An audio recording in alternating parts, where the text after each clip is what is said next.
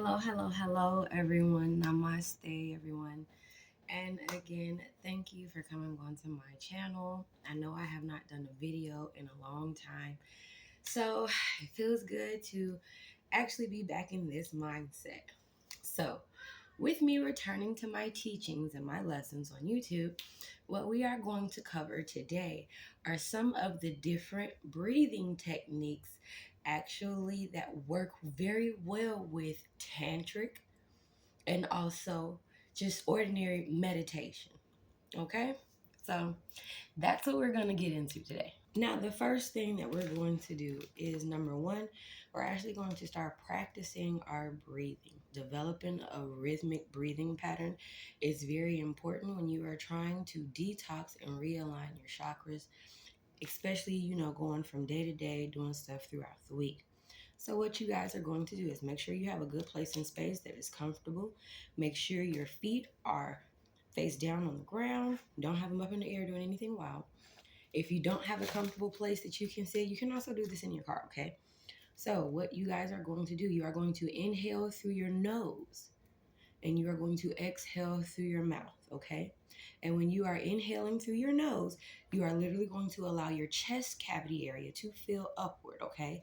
Do not use your stomach, not just yet. So we're going to go ahead and practice this, all right? I'm going to do this 3 times.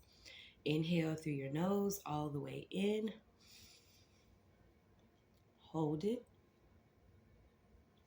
And exhale through your mouth. Inhale in through your nose. Hold it. And exhale. Last one. Inhale. Hold it. And exhale. You're going to rotate your neck. Put it all the way back. Bring your chin to chest. Turn your chin to shoulder. And rotate it all the way around to the other shoulder. Head back.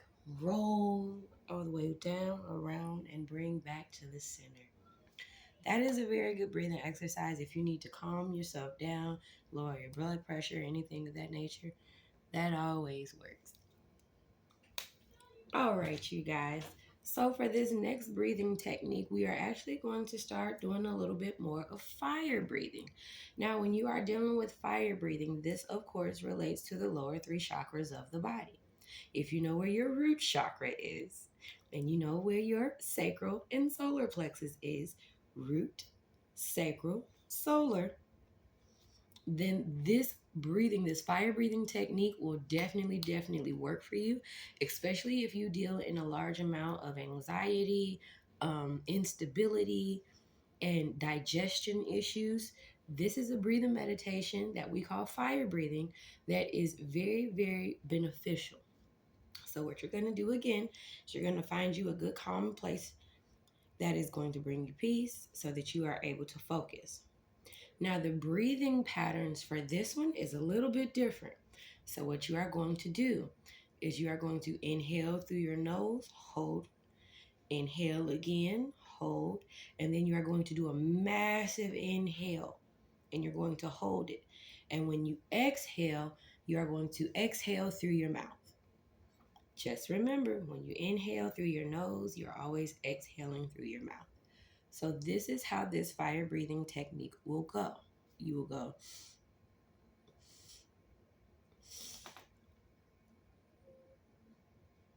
and exhale. Breathe in 1, breathe in 2, breathe in all the way, hold, and exhale. The more that you do this fire breathing exercise, you should actually start feeling your root chakra sort of tingle and warm up as you are doing this breathing exercise, okay? So what you are going to do to enhance this experience is you can find you a candle And you are going to literally direct your focus into the flame, nowhere else, just directly into the candle. And you are going to practice that fire breathing technique with your candle. So, again, you are going to inhale through your nose and exhale through your mouth. And do not forget to actually have those pauses in between. So, that is another breathing technique to help sort of rebalance your lower chakras. Now, for this particular breathing technique, you will have to place yourself on your knees. This particular breathing technique is called dragon breathing. And what you are going to do is you are going to inhale from your root chakra all the way up, hold it into your chest for 5 seconds, and you are going to literally pretend that you are projectile vomiting fire. So this breathing technique, again, requires you to sit on your knees, back straight. And when you inhale, you're going to inhale from the root and feel that energy come all the way up. You're going to hold it, and then you are going to projectile vomit your fire breathing experience. Okay, so let's get into this. Inhale. You should feel it pull. You should feel that energy pull. Hold in your chest. And exhale.